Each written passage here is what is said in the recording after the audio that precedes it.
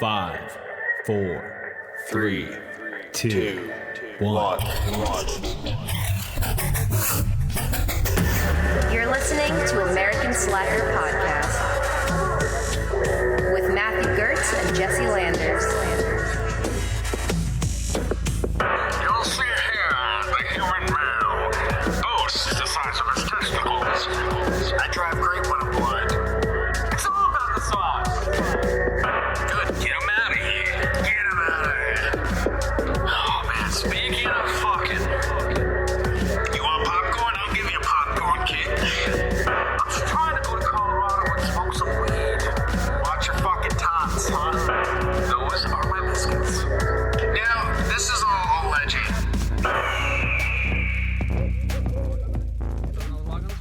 Just a couple more.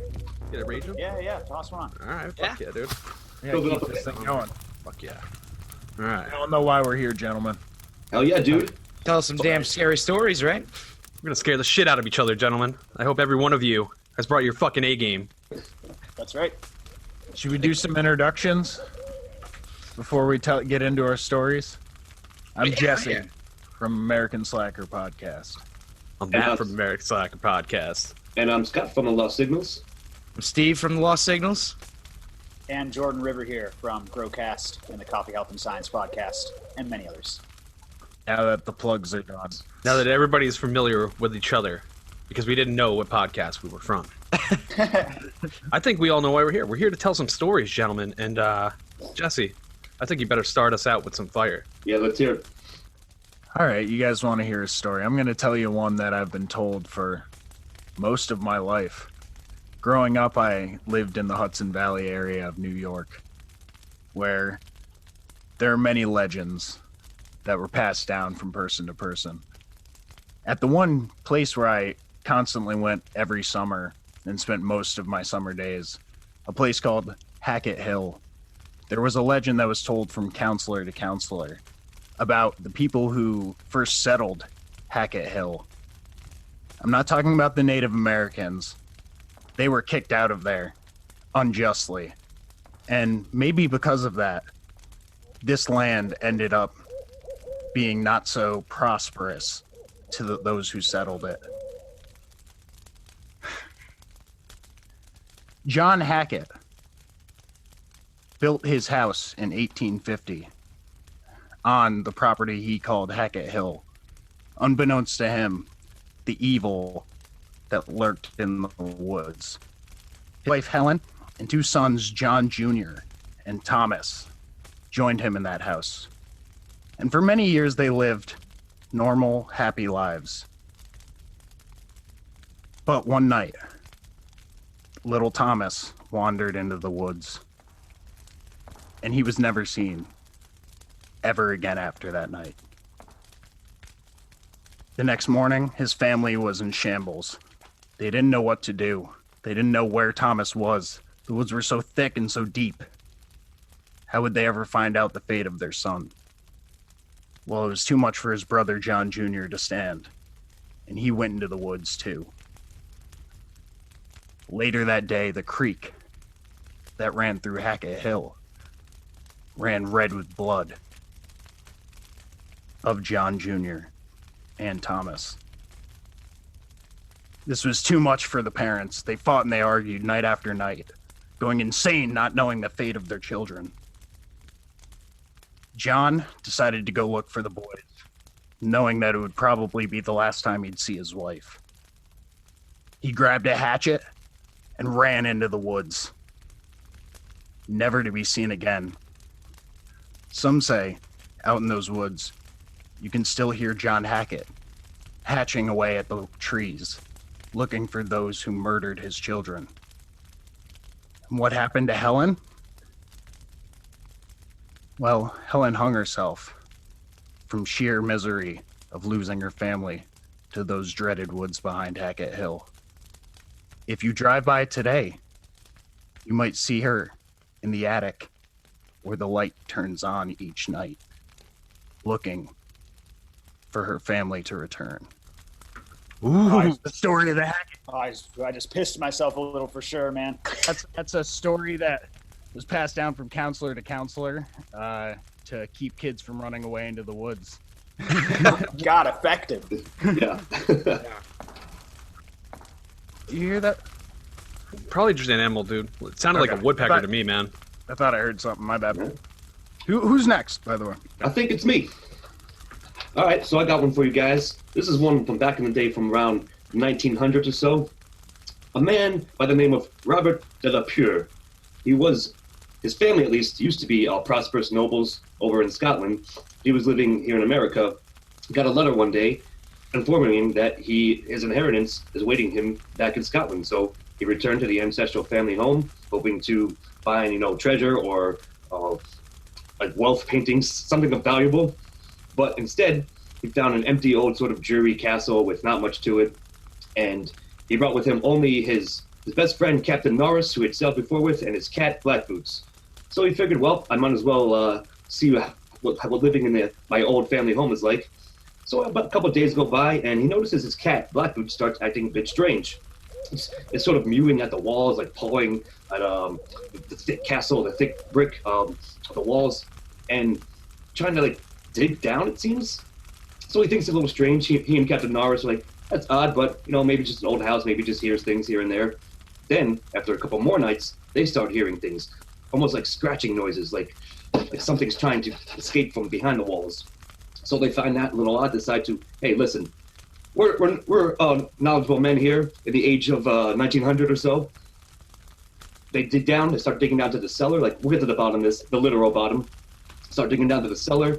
They start seeing that there's sort of catacombs down there, apparently to house the the former bodies of his ancestors. They start digging down a bit more. They don't find just tombs. They find pots and pans and utensils and so forth. Like, that's a little strange. They start getting a bit concerned. As they dig down, his cat, Black Boots, is with him, starts just running around crazy in circles. They start digging more and more. Finally, they get to the bottom of it, like centuries old, under the earth. And they find just a wall of rats, like rats everywhere, skeletons, half-eaten bodies. And he finally figured out his legacy.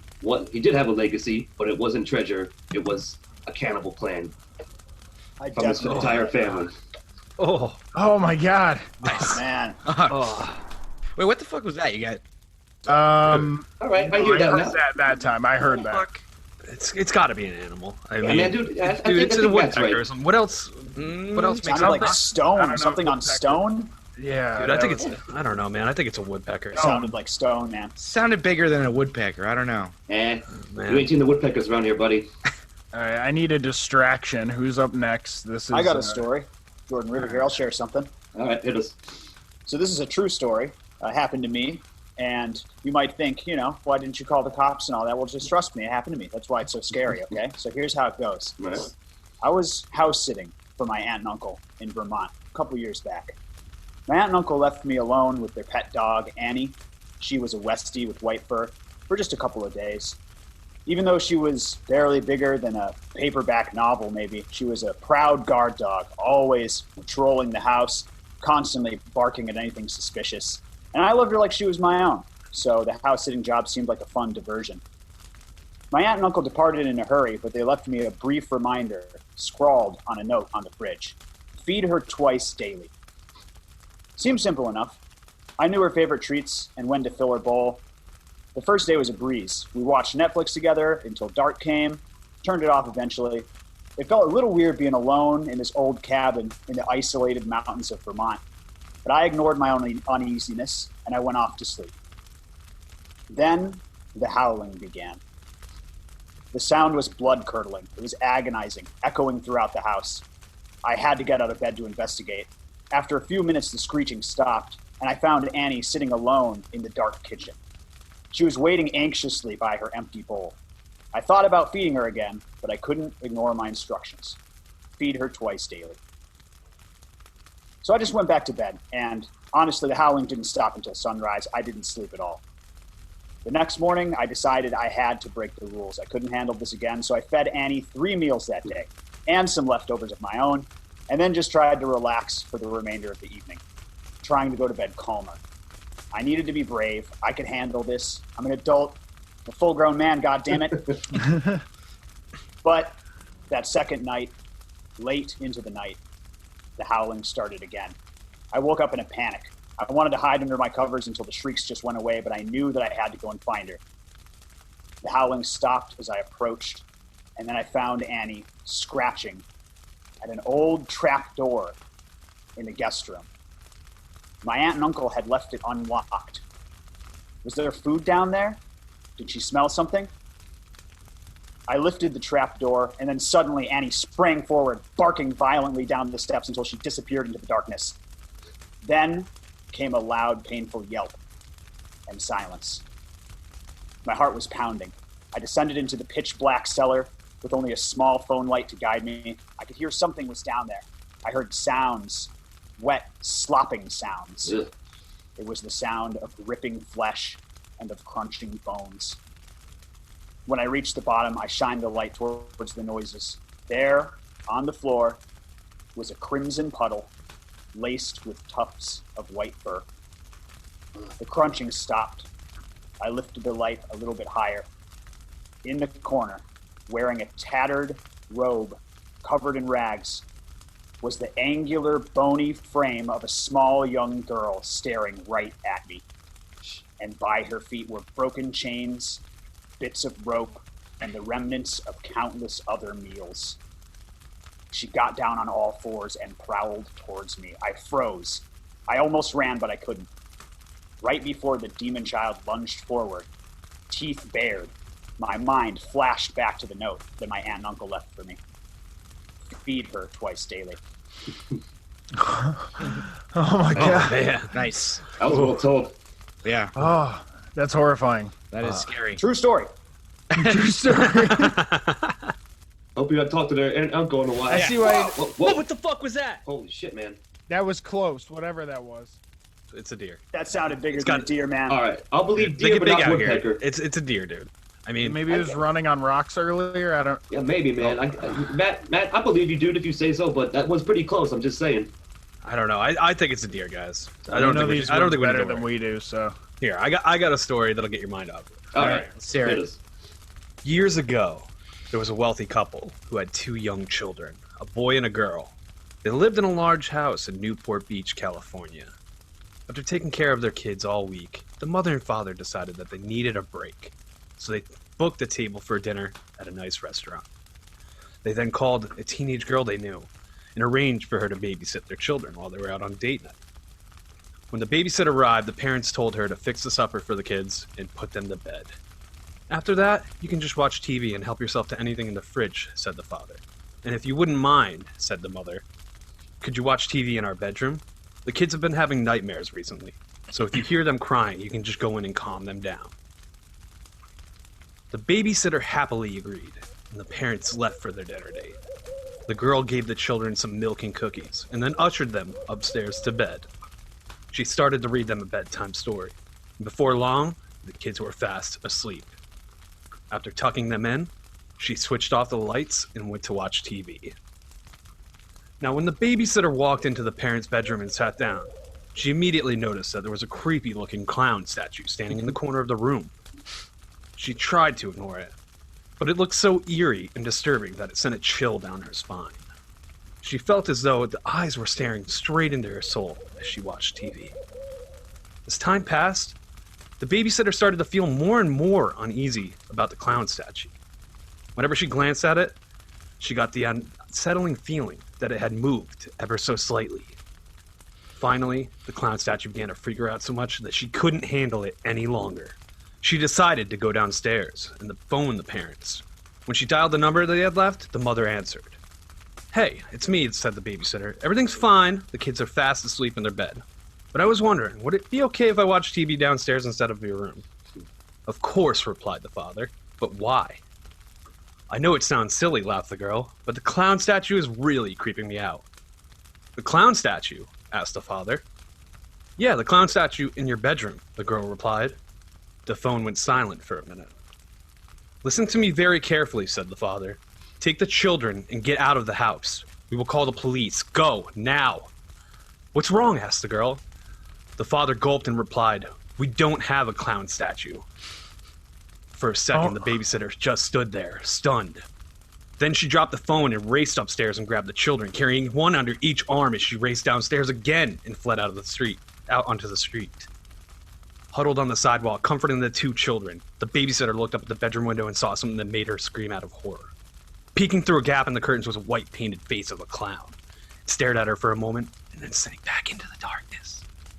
Within minutes, the police arrived and cautiously entered the house. In the upstairs bedroom, they found a man dressed in a clown suit. When they arrested him, they found a knife concealed in his costume. The clown turned out to be a mentally disturbed man who was convicted murderer and a cold-blooded killer. The evil man had been stalking the family for months, lurking in their attic during the daytime and coming out to sneak around at the house at night. For weeks, the children had been complaining about a clown statue that stood in their room and watched them sleep.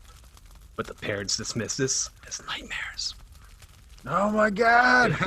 That's a good one. He's living in their house. That's a good one, yeah. And with that one, gentlemen, I will leave you because I need to use the little man's room. So I'm going to go take a leak. Watch out for that deer. All right, man. Do we wait for you to come back or tell No, the dude, next just story? tell the story. Right. I'll Yeah, hear it. All right. All right. We'll see you in a sec. I'll tell it loud. You can hear it. So this one's called the oneirophage. Is that a word? Man, Google said no, but All right, fair enough. Tell it anyways. all right. So here we go. In the late 40s of the last century, after a decade of private research involving experiments with binaural beat brainwave frequencies, extrasensory cognition, and rare extracts of a South American vine, Dr. Tomasz Rosner perfected a technique whereby one could actually intrude into the psyche and see another's thoughts. Despite having exhaustively documented his rigorous work, he could find no institution that would even offer to review it. Forced to sell his invention, he found by word of mouth among those through whom he procured narcotics a prospective buyer, black sheep of an old New York family, Mr. John M. Dunn, a voyeuristic connoisseur of the supernatural and the obscene, who had squandered his idle youth in the great libraries of Paris, those catacombs of departed authors rummaging through their hordes of dusty and obsolete works. A literary ghoul who disturbed with profane fingers the charnel houses of decayed philosophies. He readily agreed to the doctor's asking price without haggling, delighted at the prospect of exploring such a bizarre novelty. Once adept at the operation of the apparatus, Dunn paid Dr. Rosner off, and, under an assumed name, rented a shabby house with a view of Sing Sing prison. In the timeless night, while convicts fitfully slept, and with the aid of a set of stolen blueprints and his new mind-reading device, he raided their memories cell by cell at liberty to savor the forbidden thrill of thefts, cons, and murders in secret without remorse or consequence. Within a month, the prisoners, telling each other about the nightmares from which they had all begun abruptly to awaken, discovered they shared striking similarities. First, processions of alligators and tortoises filed through a swamp crowded with faceless people and shrieking orchids. Next, a shadow man, at whom they looked directly, but could never quite see, would watch them in utter stillness from an empty house, while invisible hands probed their eyes as they had to stand naked, legs locked in place, unable to run away. Their compared descriptions of the house were identical, including its location just outside the walls. By mutual agreement, it was planned that the first of them to receive parole, or to be released, would search this house out to find out if it really existed and to investigate the source of their troubling dreams. A few days after being freed, their chosen spy was able to inform them with a smuggled messaging code that not only was the house real, but he had broken into it at night and found a gaunt, mustached man in a silk smoking jacket seated bolt upright, head thrust back, mouth stuck open in a stiffened gasp, and clenched hands gripping the arms of his chair in front of a scientific machine. A handwritten journal on the desk told the whole story of his adventures prying unconstrained through their psyches, plundering the haunted memories of criminal after criminal, seeking ever more shameful and audacious experiences, until finally he wrote, on July 7th, of his overwhelming desire to witness telepathically the next execution in the prison's notorious electric chair. Damn, dude. Oh man, that's like a Twilight Zone. Yeah. Damn, holy shit.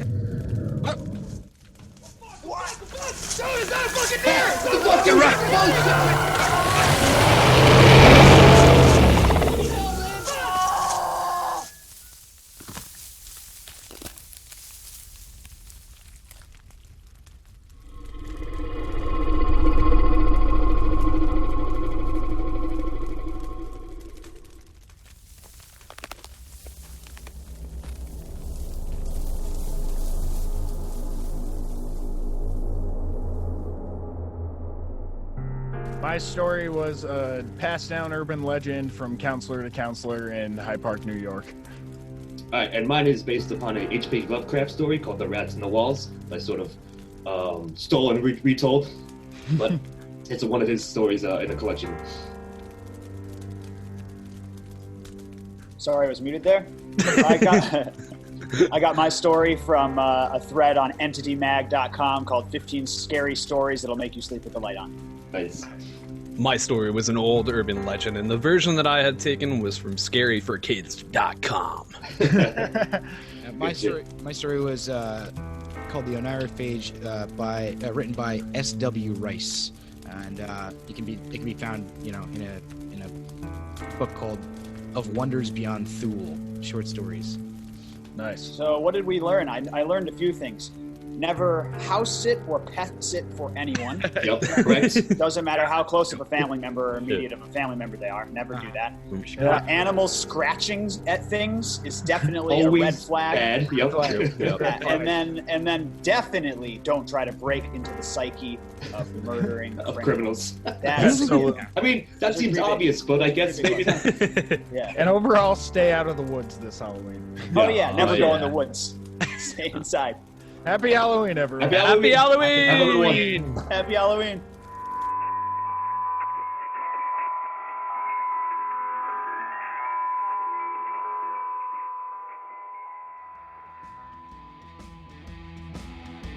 Support for American Slacker comes from Manscaped, who's the #1 in men's below-the-belt grooming. Manscaped offers precision-engineered tools for your family jewels. I don't know about you, Jesse, but I am sick and tired of being outmatched by these razors and traditional trimmers that you get in the store, and no matter what, they fucking snag your nuts. That's why Manscaped has redesigned the electric trimmer. They have a Lawnmower 2.0 razor, which they have sent our way, has a proprietary skin-safe technology, so you won't get those nicks or snags on your nuts. Nice! Manscaping accidents are finally a thing of the past. Yeah, and with our 20% off code plus free shipping, you're going to be saving a bunch of money and getting some great products that won't end up making it look like a war zone down there. All you gotta do is enter Slackers at checkout. Manscaped.com. 20% off. Get your anti-chafing ball deodorant, your sweet Lawnmower 2.0. Your nuts will thank you later. You can even rep them by getting yourself a Manscaped.com t-shirt. So head on over to Manscaped.com, 20% off at checkout, enter code SLACKERS. Get your ball swag here.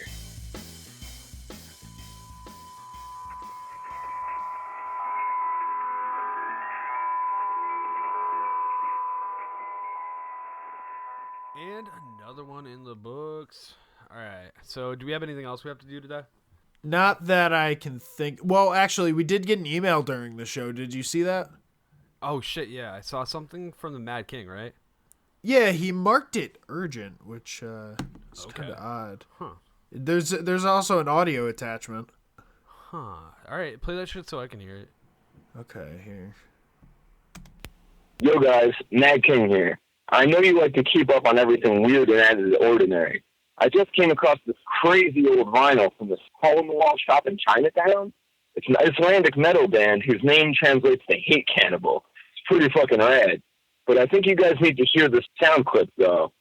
It's not the music, but this crazy animal audio that seems to be hidden at the end of the record. Well, just listen to this.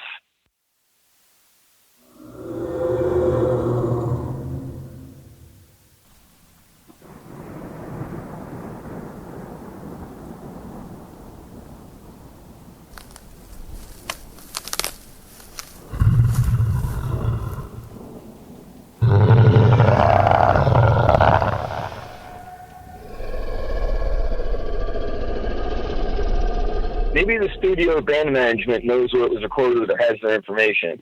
If anyone can get some answers to this, I know it'll be you two slackers. What the fuck was that? Was that an animal? Or a fucking demon. Okay, so where do we even start with this?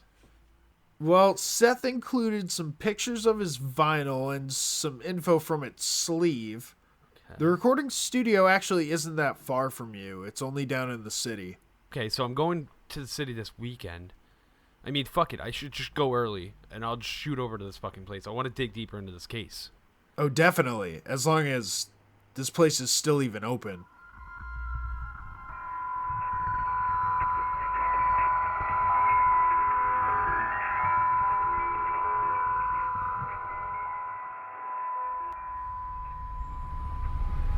Okay, so we've done some digging into this eerie sound sample sent in to us from a listener.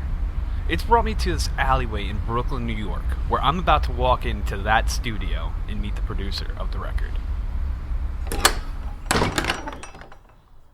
Hey there, I'm Matt from American Slacker. I have a 3 p.m. appointment. You're his only with... appointment. You can go right in. Okay.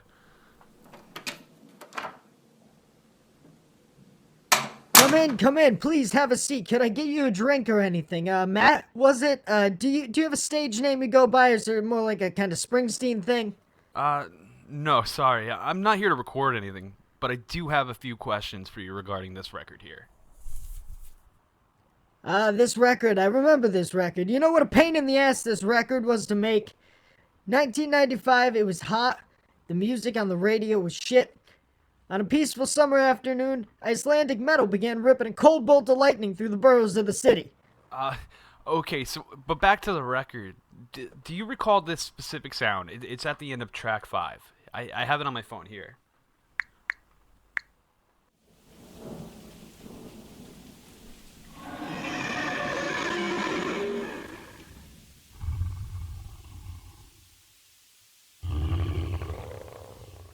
I do. I remember that sound. The band, they came in with the discus sounds they wanted to use. They had collected them from early internet conspiracy theory message boards. That's one of the reasons this album was so hard to put together. I had to have personal correspondence with a bunch of crazies just to get permission to use the sounds. Okay, well, we were hoping to find out where this specific sound came from. You know, if you give me a few days, I'll look through my records and I'll see what I can do for you. Thank you. That would be perfect. If you can just send it to my email, that would be great.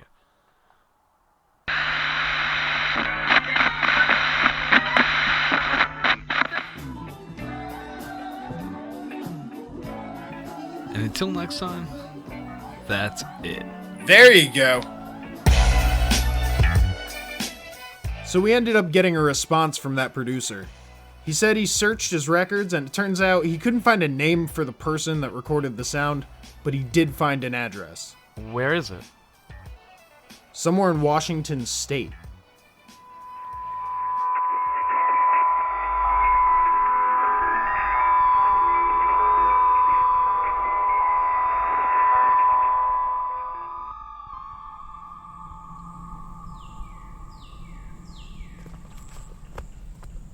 Alright, slackers, we are now deep in the forest of Cascadia, chasing down the origin of the sound. Jesse, do you think this is going to be a waste of time? The sound sample is from over 20 years ago. How do we even know the address is good? Well, we're already here at this point. The road ended a while back, but the GPS says it continues for a few miles up into the woods we've been walking through. We haven't seen much, though. Well, as long as the GPS says we're en route, I guess we keep hiking. I mean, we've already gone a good distance. I don't know how much further I want to keep going. There's nothing out there. What the fuck? That was pretty close, man. It came from up here. I guess that's where we're going.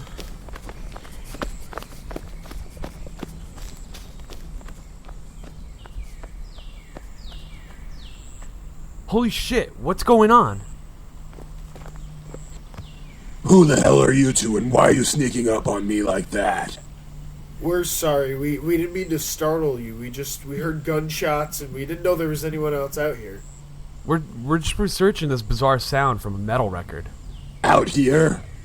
Well, I'm the only one within 50 miles. Metal, you say?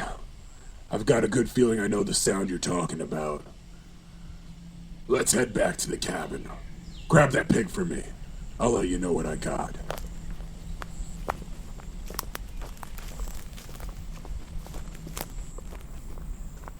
You seriously want us to grab that thing? For the podcast, right?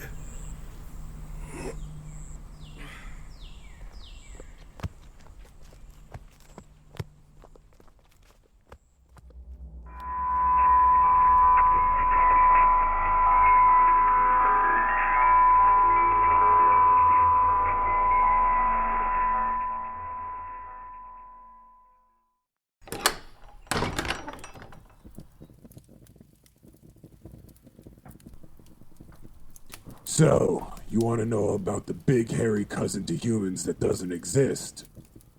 You think you know what a Bigfoot is? Is that the sound? Is it Bigfoot? It goes by many names. Bigfoot, Sasquatch, Yeti, Abominable Snowman, Skunk Ape, Tinky Winky. I've seen them. I've heard them call in the night. The recording. Is that a Bigfoot call? If you thought a pack of wolves howling at the moon would send a cold sweat over a man, you ain't ever heard one of these screaming after a kill. They glorify every kill with a howl that makes Slayer sound like the Jonas Brothers. You boys sure you want to do this? Absolutely.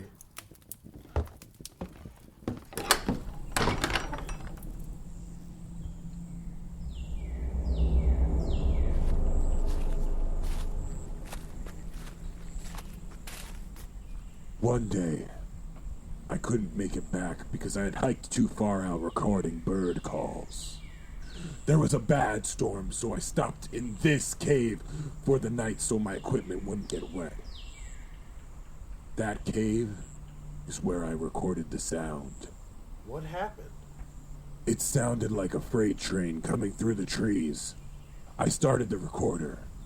As the lightning struck, I saw a massive figure illuminating the silhouette of a beast not fit for this world. It was like a man figure, but with a ferocious wildness. I will remember that sound for the rest of my life. Do you think the cave is safe now? Can we go check it out?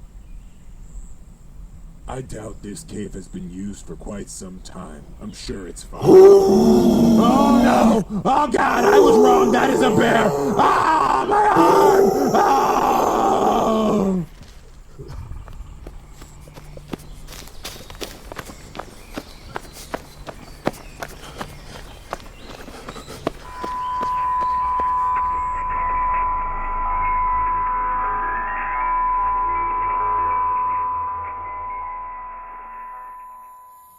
I knew we shouldn't have gotten in that cave, man. The bear killed the hunter. He's fucking dead. And now we're dead. My bag was open when we ran and I lost a bunch of our shit, including the GPS. Fuck! We have to get back. We're gonna find a way out of this. And we have to report this to the authorities.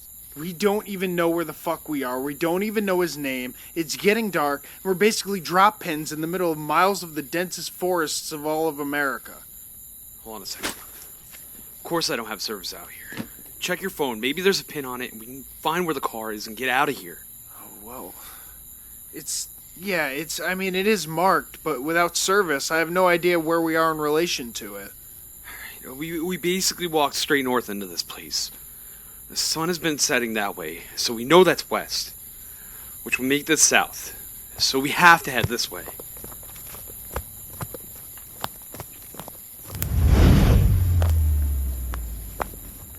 Matt, I'm serious. I'm fucking starving. You have to give me a handful of that trail mix, or I might just pass out.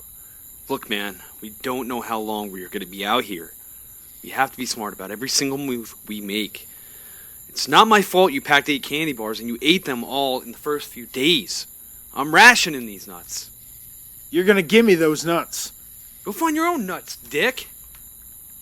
Give me the fucking bag. Fuck, dude, no. You're gonna fucking ruin them. Stop. Give stop. me it. My hand, ow, my hand. Jesse, behind you. Oh my, it's real. Oh my God. Slowly hand it the trail mix. I hope this works. Please don't kill me, Sasquatch. I think it likes it. It's eaten like the whole bag.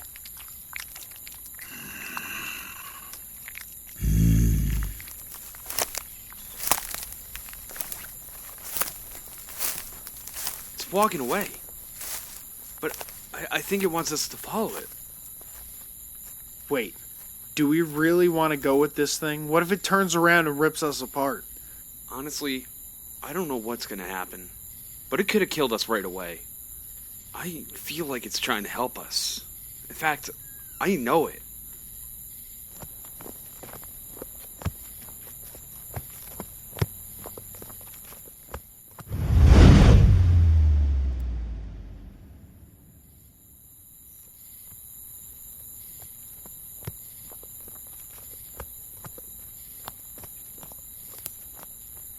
Do you really think anyone's gonna believe us? We're following this creature that made the noise. The noise. It's real. And we managed to stumble across it. We found what everybody in the world thinks is a myth. And I can't believe this is happening. But I've got to say, man, my feet are fucking killing me. We've been following this thing for 2 hours. And now I'm wondering where it is bringing us. What if we're following it back to its nest and it's gonna try to kill us? I knew we shouldn't have followed or trusted this hairy animal. Wait! Dude, that's the hunter's cabin! Holy shit, you're right.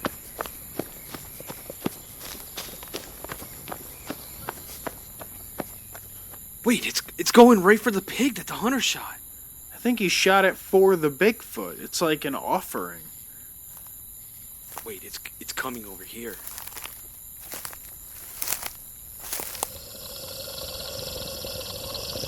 You guided us and brought us back to safety. Thank you. I don't know if we could ever repay you.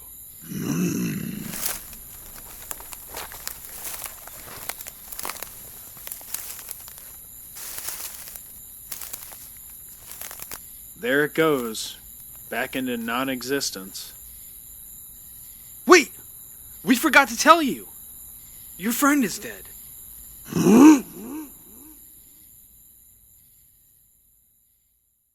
And those were the last words we ever spoke to the beast of the Pacific Northwest. We were finally able to provide an answer for the source of the noise.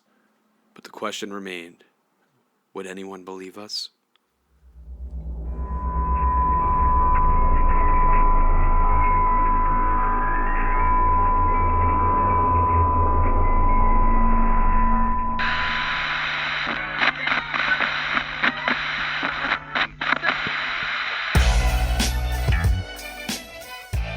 This show was written and produced by Jesse Landers and Matthew Gertz. Characters in this series were voiced by Seth Anders, Matthew Gertz, Jesse Landers, Marley Oxenholm, and Aaron Weininger. This has been an American Slacker production.